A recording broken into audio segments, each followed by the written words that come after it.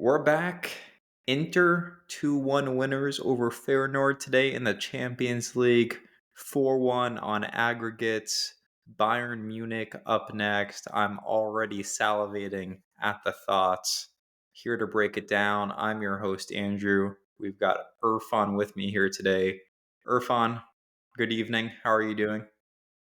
Good, good. It was good to see Feyenoord go down faster than the U.S. stock market's been going down recently. So I guess it was a good day at the office for the Inter lads. In these trying times, the world needs IJ Subito to show them that a Canadian and an American can collaborate to work together and overcome our differences. Exactly. Very well said. So, obviously, great to get the win, and the win was never in doubt today. We obviously had a huge degree of confidence going into this leg, and when Taram just has such a special moment early in the match, you knew this thing was over. And the immediate image it evoked when Taram scored that goal was his derby goal against Milan last season. Just he did a great job dribbling through the defense, curling it into the top corner, and from then on out, it was academic. There was never a period of worrying. There was never a period of concern, and it was a really professional performance from the guys. It was just great to see them go and just truly end things. They didn't really give Feyenoord any hope, even when they got their penalty. The fixture was still in hand at that point. It was also this wasn't a full strength lineup, right? We got Lautaro a full 90-minute rest. We got Barella a full 90-minute rest. Bastoni was substituted on, but he only played 20 or 30 minutes or so. So with an eye towards a huge matchup this weekend against Atalanta, we kept things fresh. We even got some Primavera kids some minutes. This is all positives, right, Irfan? Yeah, absolutely. Like you said, I think this turned out really well, all things considered. You're right. It wasn't just the fact that we were able to rest Barella a full 90 minutes. We were able to rest Lautaro a full 90 minutes. It wasn't even just that, or Bastoni getting a lot of rest. It really helped that the performance was just a solid performance. They looked good out there. They looked organized. They looked compact. The midfield was playing well. Taram, at least in the striking position, was playing well. Man, Augusto, I know we've talked about him a lot on the podcast, but he's such an asset for us. Like, it's so nice to have him back and to kind of plug and play where he does. So you're right. Overall, it was a good team performance. It was a calm match. The penalty was a bummer, but even when it happened and how it happened, it didn't really seem like the other side was going to get any sort of momentum from it or put us under a lot of pressure. So I liked the way we approached the game. I liked the way Inzaghi, kept his foot on the gas. It didn't just turn into like a sit back deep and defend. So it was a good game plan. It was a good execution overall, other than a few mistakes. And so, yeah, I think all things considered, it was as good of a night as I think we could have expected. And the Taram goal, you're right, was just so nice. Like, it was just it. I immediately thought of that Milan goal that he scored as well. But you can tell, like, he tries to do that a decent amount when he can, and when it comes off, it's just a thing of beauty. There are really three players who I want to give shout outs to for their great performances. We talked about Taram. I mean, goes without saying. It's so nice seeing him round to form again. He really struggled at the start of 2025. These past couple games, he's picked up some goals, and this is the guy we need to carry the strike force right now. With Lautaro needing some rest, it sounds like Lautaro's banged up, and that's why he didn't play today. So obviously, big props to Taram, but the other two are one, Il Capitano, Denzel Dumfries. I was shocked to see him in the armband. I can't believe he's most caps among players we have on the pitch, but he was great all game. We've been relying on him so much lately. He's been playing seemingly every minute this past month or so, and you know what? Today, in the 90th minute, he was still running all over the pitch, driving the ball forward, trying to create an attack. So he had a great game on the right flank. He created multiple chances. So he's number two. And number three for me is a player I've been very critical of this season. I thought Mkhitaryan was excellent. This is the most room he's had to operate in a while. And as a result, he made great use of it. He was taking on the Feyenoord defenders. He was cutting open their defense. And he did such a good job transitioning us into breaks. So those three, honestly, I'd be willing to give all of them a man of the match shout. I thought they were all equally great. Gun to my head, I'll take Taram, but all three were my best players today. Yeah, yeah, I think that's fair. Mkhitaryan, you're right. He had one of his like more kind of subtle, low key but very effective matches for me. Like there was no moment where he really stood out, but you can tell he was dictating play quite a bit.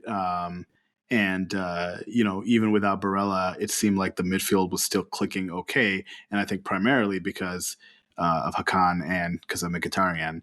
And you're absolutely right about Dumfries. I was amazed to see him late in the match, still like sprinting from behind and like dispossessing the Feyenoord guy, and then like turning around and starting an attack the other way. So his energy level, his stamina, was amazing to see, and it's really nice to see him get the respect that I think he deserves, and also get the additional playing time and trust from Inzaghi that I think he deserves. Because I don't know if you remember, but like even like last year or maybe earlier this year, there was a lot of times where Dumfries would kind of suspiciously not be playing, and you're like, why is Darmian or whoever being preferred in front of Dumfries? And I think Dumfries now has become one of the first names, on the sheet every match.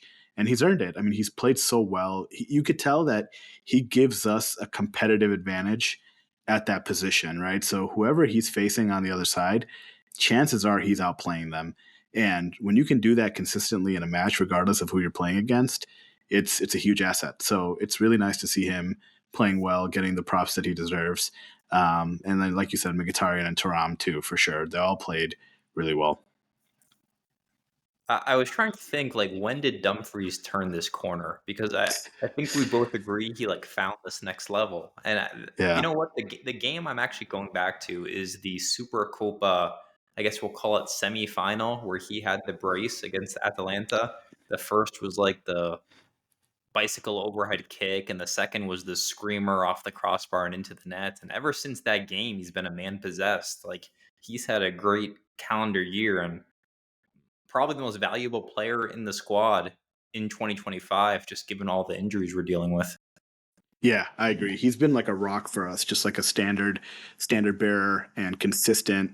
And he's so dangerous, right? Like he's the kind of player that not only does he put in a solid outing mostly every time he plays, but he also is a threat. Like you can tell that he's when he has the ball at his feet, you're expecting him to do something. And he's been a lot more bold than he has been in previous seasons with us. And I think that confidence is really showing on the pitch. And so it's really nice and refreshing to see him playing so well. But you're right, like somewhere he turned the corner, and it might have been that match, because since then he has been just a stalwart for us. I want to talk about this, the penalty Taremi drew, just because this is the strangest penalty I've ever seen drawn. This had me thinking about the time the player on Udinese just like raised his hand in the air inexplicably and gifted Milan a penalty. Like this is Taremi like doing. I don't want to call it a half-hearted press, but it was not a particularly impressive press. And he goes and he like maybe takes the ball off the foot of the defender, but the defender's in the box and trips Taremi, so he gets a penalty out of it. It was bizarre. It was very, very weird. And like it was pretty clear that it was a penalty. Like it was a very good call, but it was like it was such a bizarre random occurrence, and you're like, wait, how does that even happen? So no, I completely agree with you. And it's not something you'll see very often, and it's not something that I think just occurs very often. And it was funny when Taram tried to make it happen on when he dove for a penalty, but yeah, it was. You're not going to see a lot of penalty calls like that. But dude, it was so interesting to see. the fact that we Taremi was just not like he's just not able to do anything on the pitch. Like I don't want to nitpick this match, right? Because we played well, we put in a professional shift, we advanced, and we gave up one goal and it was a penalty, but we didn't give up much else. But man, Taremi is like there's so many opportunities he squanders, and at least earlier on, like you could expect him to make the right pass and make a good pass. But like, did you see how many times we were on like the counter, or we were like, 3 versus 2 or 4 versus 2? And oh my God, watching our team try to like execute on a man advantage, like, running and dribbling is so painful to watch because they never make the right decision. The pass is never great. They're so slow. Their ability to take on or defend or to take on or dribble past a defender is nothing. And then even some of their spacing at times is off, and they'll miss a wide open guy who should have received the ball. Like the execution on the breakaways, as I'll call them, is just so poor. And it's probably because we would typically never get those. So I don't know, but it's painful to watch us try to execute that. I'm pretty sure like the Taram dive was the result of a misplaced Taremi pass, where like Taremi was like dribbling the ball down the pitch, screwed up the pass, and Taram got stuck behind the defender and kind of dove as a result. Like if there are Yeah. if there are two negatives you want to nitpick from this match, it would be Taremi, who at this point I'm fully willing to call a bust of a transfer, and the second one has to be for Tazy, where there's a stat being shared on Inter social media where Barenbruch, or whatever this kid's name is, who the Primavera midfielder we put on, Yeah. had 10 completed passes in 20 minutes versus Fertesi, who had 11 completed passes in 70 minutes. It's just, I, those are the two nitpicks. It's Taremi and Fertesi just being unable to carve out a use in this team. yeah, you're right. Fratesi is, oh my God.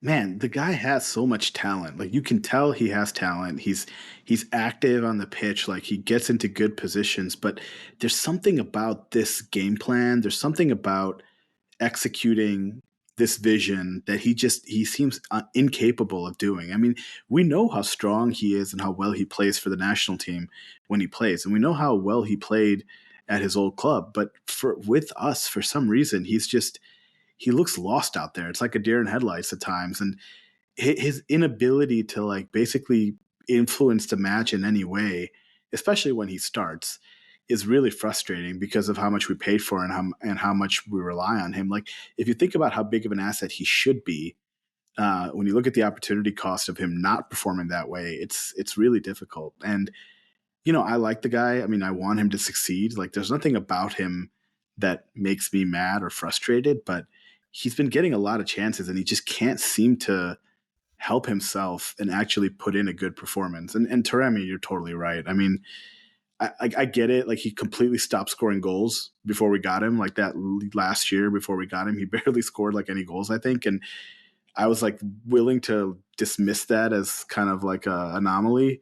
But even with us, it's like, dude, like he's almost hopeless as a striker. He just can't figure out to be in the right positions to do the right things. And like sometimes like he's even looking to pass when he's in a very obvious shooting position and you're like, what is going on with this guy? And today, like putting Arnautovic like in the match like honestly resulted in I think a greater focus, and the execution was still lacking there at times too, but at least like you can tell there was like a tip at the end of the spear versus nothing. Yeah, if we're talking like in a vacuum striker preferences, Taremi's last on the list right now, behind Correa, behind Arnautovic. Obviously, Correa is not in the Champions League squad, but Taremi's only real use at this point is eating minutes. With Yeah.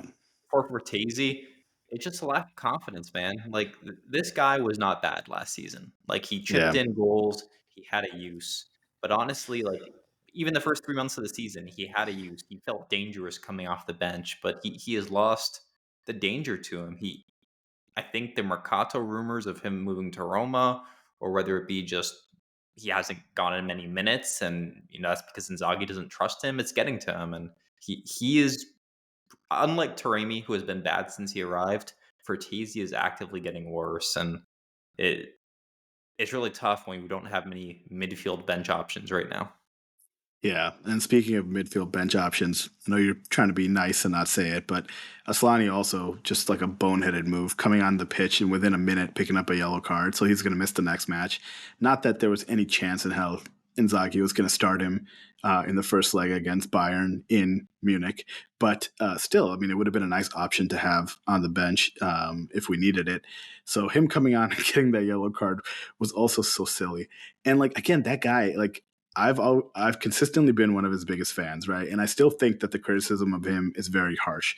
But he's so frustrating at times because you look at him and you're like, there's no strength at all. Like if any player gets near him, he's gonna get dispossessed. And it's just that part of his game where I'm like, okay, fine. If you're not a pure regista, I get it. Like, Hakan wasn't either when he first came to Inter.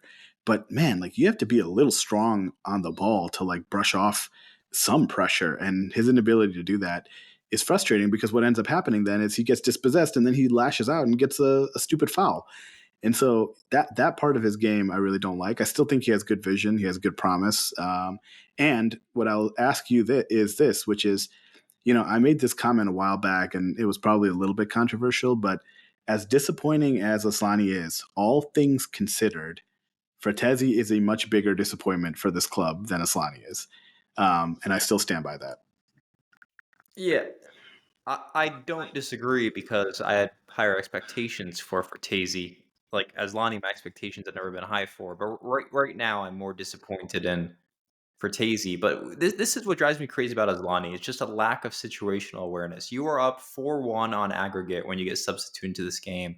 You give up a counter, and you grabbed the guy. You didn't make a football move. You resorted to this rugby type tackle. You're getting booked for that every time, and it's like, man, you need to know that you're on a booking. You need to know that this game is pretty much won at this point. It was just a boneheaded move, and I joked. I on the last episode, I said Aslani's going to get booked and get suspended for the first quarterfinal. It's too predictable with this guy, and he's the youngest player who regularly contributes to the first team. So Yeah. this kind of stuff, I give him leeway for because he can learn from this kind of stuff. I have concerns about his technical limitations, but like this stuff should improve with time. Yeah, yeah, and I think that's totally fair. Like I said, I've been one of his biggest supporters, but when I saw him do that on the pitch today, I was like, why? Why are you just playing into whatever narrative that everyone has for you? Because it was just a dumb move. Like you said, he didn't even attempt to make like an actual football play. It was like a pure like a nil-nil game in like the 80th minute, and then you're pulling on the guy to prevent like a goal scoring chance from the other side, and you're like, we're up 4-1. Like, what are you doing here? There's zero need to like, be this way. And to contrast that, you can see Bastoni was also one booking away. He came on, he found himself one-on-one against plenty of people. There's a couple of people that even tried to get by him, but he never created that sort of mistake. Like he never, made that sort of a play and got himself booked because, he has the tactical discipline and awareness to not do something like that. So yeah, I think that's a fair criticism. The Dumfries, another example. Dumfries was on a yellow card, could not pick one up or he'd be suspended. He played the full 90 minutes and was responsible. So, like I said, it'll Yeah. come with time and age and experience for Aslani for that kind of stuff. But Mhm. it'd be nice to have him on the bench against Bayern. I don't, he would not have started, but you just never know what's going to happen with Hakan. Hakan's not exactly staying fit much these days. So, boneheaded move Yeah. by Aslani. Hopefully, it doesn't cost us. Yeah, that's fair. Especially knowing he should also. You talk about situational awareness. He should also know that Zelensky is out for 2 months or however long, month or 2 months. So you're even more valuable to the team at that point. Like you can't. You know, and if you're a player, right? If you're a player like Aslani, like, wouldn't you love? Like, if I'm assuming he has confidence in his own abilities, wouldn't you love to potentially have the chance to see the pitch in a Champions League quarterfinals against one of the biggest teams in the world? And then you go out and you do this, and it's just like, what are you doing, man? Come on. All right. I have two hot takes for you before we move on to Atalanta. Let's do Hot it. take number one: PSG are the favorites for the Champions League. They dominated Liverpool over two legs. I know it went to penalties. The XG was like 6-1. I watched a good chunk of their game today against Liverpool in Anfield. They were at Anfield. They were dominating. They were the only team trying to score a goal to go ahead in the second half and to knock out the champions elect in England so convincingly. I think this is the best edition of PSG in a long time. I think that's fair. I mean, I will. That is a hot take, but I'm going to agree to an extent. I still don't know if they're the favorite for the Champions League, but they are very impressive. And Dembele is playing out of his mind. I don't know what kind of connection he's developed with Enrique, but he is finally, I think, starting to live up to a lot of his potential. And he is a nuisance on the pitch. Like I would have nightmares of us trying to contain and defend a player like him. And that team is just a lot more organized. It seems like it's a lot less egotistical. It's a lot less one man dribble and everybody watch. Like they're playing a lot better team football, and they're just a solid group of like very young, talented, fast players. So they would give us a lot of trouble if we faced them. But yeah, I agree with you. I've been very impressed with them. It's kind of shocking how well they've played. Yeah, feels like addition by subtraction in many ways. And my, Yeah. my hot take number two is I'm willing to say what others aren't willing to say. Taram is not nearly as handsome with cornrows as he is without them. This is a major downgrade to his style. He doesn't have it right now. Yeah, that is a hot take. I think the cornrows kind of work for him. I mean, it gives him this like attitude, this swag that he didn't really have before. But who knows what else he's got up his sleeve when it comes to his hairstyle.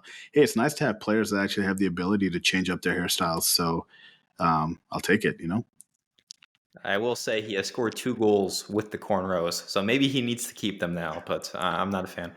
And he's also hit the post, right? Like, he hit the post today again. So now 2 matches in a row, I think he's hit the post or the crossbar or something. And I'm just like, come on. That's right. That's right.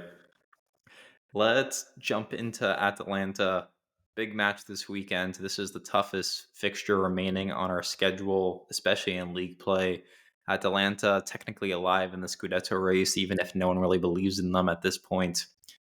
This is a paradox of a match because on one hand you have an Inter side who has not beaten good teams this year, and then on the other side you have Gasperini who cannot beat Inzaghi. Since Inzaghi joined Inter, I believe we had two draws in Inzaghi's first season, and we've pretty much dismantled them every time since, including a 4-0 win earlier this year and the aforementioned 2-0 win in the Supercopa. I don't want to read too much into the 4-0 win from the start of the year. As you may recall, Irfan, Atalanta were having an injury crisis. They only had one proper center back on their roster. It was a mishmash in defense. It was really no surprise we bullied them as much as we did. But even still, it's hard to deny that Inzaghi has had Gasperini's number, and a lot of our key players are rested. So, what do you think? It's like I said, it's the paradox. It's a team who can't beat their direct rivals against a team who can't beat us. Yeah, I mean, this team is a paradox in just every way possible. You look at this team and they're in third place right now. They they're in third place and they're only 3 points back from us. So theoretically, if we were to lose to them, like we would be tied in points with them. And what's really interesting to me is if you look at the standings, we've scored 63 goals for the year in Serie A, and they've scored 63 as well. And we've given up 27 goals, and they've given up 26. Our goals for and against are almost identical, and they're the only team in the league that has a better goal differential by one than us. And you look at that, and you're like, this is a potent, team that's like very dangerous. And then you look at what they did in their last match and they dismantled Juventus 4-0. And you're like, okay, this team is awesome. And then the week before that, they played Venezia, who's in 19th place, and it was a 0-0 draw. Like this, Rodri clean sheet. yeah, it is just a Jekyll and Hyde of a team. And like you just don't know what version you're going to get. And like you mentioned previously, when they've played Inzaghi, we've had their number. But is that going to be the case this time? I don't know. I can't tell. As an Inter fan, I excel at having PTSD and just I'm always surprised by our record against Atalanta because one of the worst Inter experiences of my life was the 4-1 loss we had to them in Bergamo under Spalletti, where I'm sure you remember the match. Musa Barro was just carving us open like at will. I want to check. I bet you the XG from that game was like 6-1. So I have this like myth in my mind that we struggle when we go there, but in reality, like we tend to get good results when we travel away to Atalanta. But to your point about them, like they have been relatively inconsistent this year. I mean, even if you look at their recent fixtures, you talk about their just extremely impressive demolition of Juve last weekend, which we all enjoyed watching. The weekend before that, they draw a horrible Venezia team. Look back a couple weeks before that, they draw a poor Cagliari team. It They haven't been consistent. People, if you look at this team, everyone wants to talk about Retegui because he has the goal scoring numbers. But, and I know I'm on record as being a Retegui hater, I will uphold my reputation and say he's not the player I'm worried about on this team. Lookman has been better this season than Retegui. Lookman has the same number of goals as Taram. He has a high assist total, and he is just such a more dynamic player. Like if we're talking about who strikes fear in me on Atalanta, it's Lookman. Ortegi doesn't strike fear in me.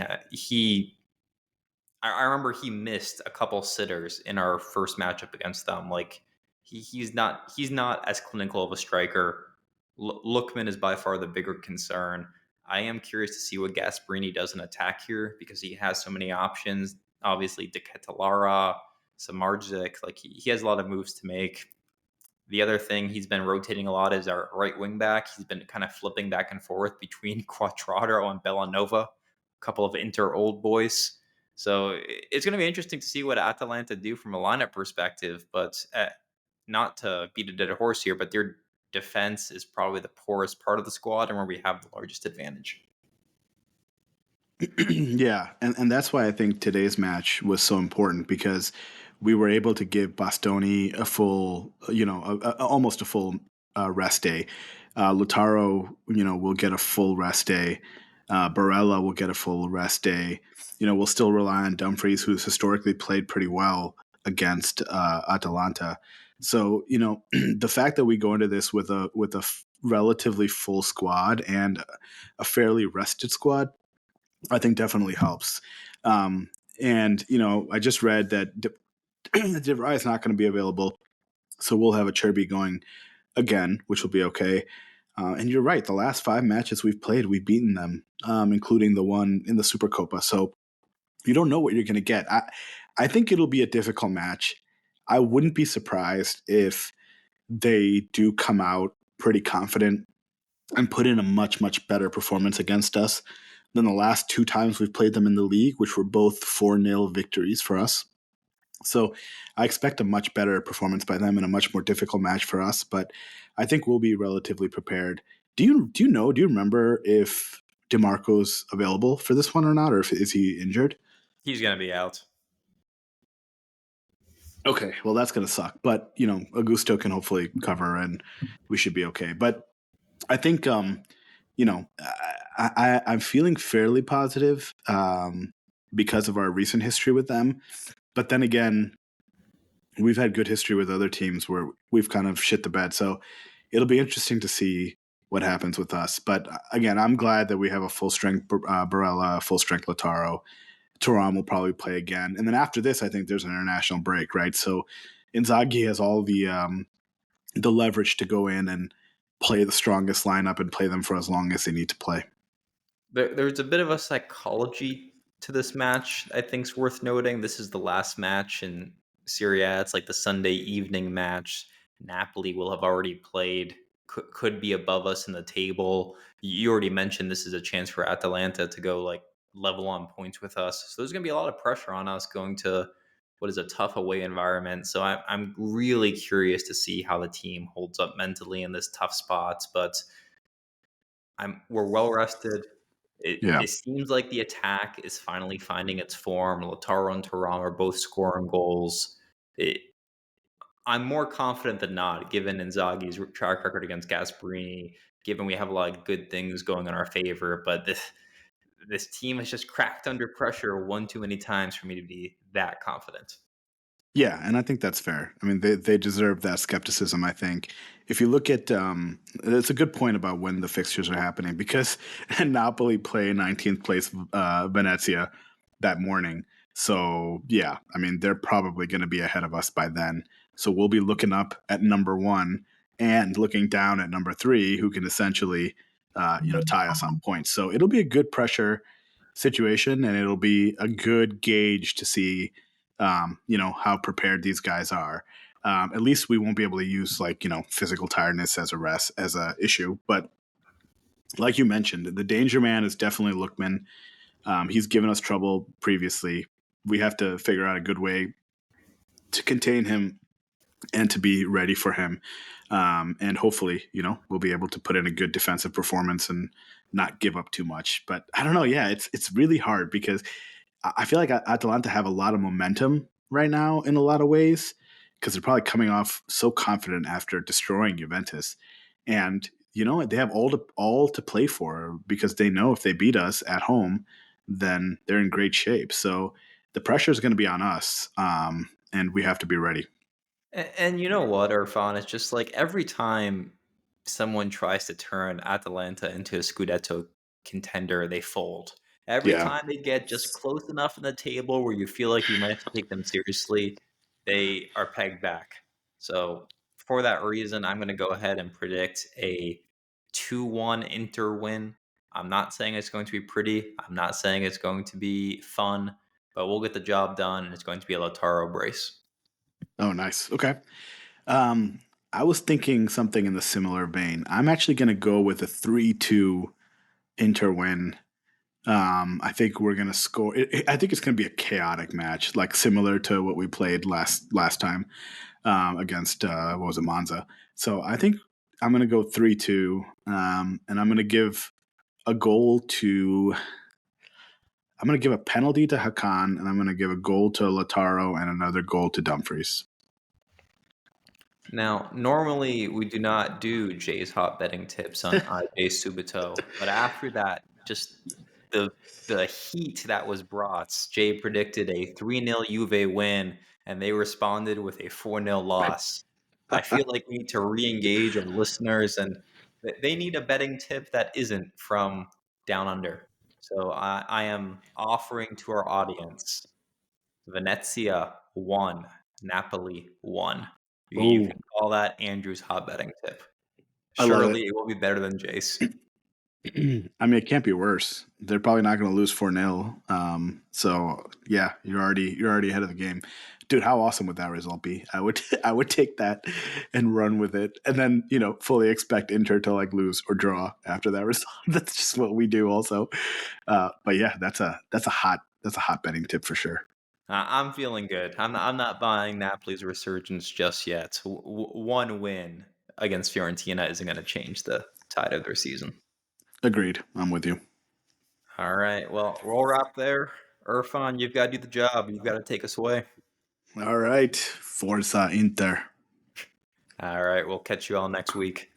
See ya.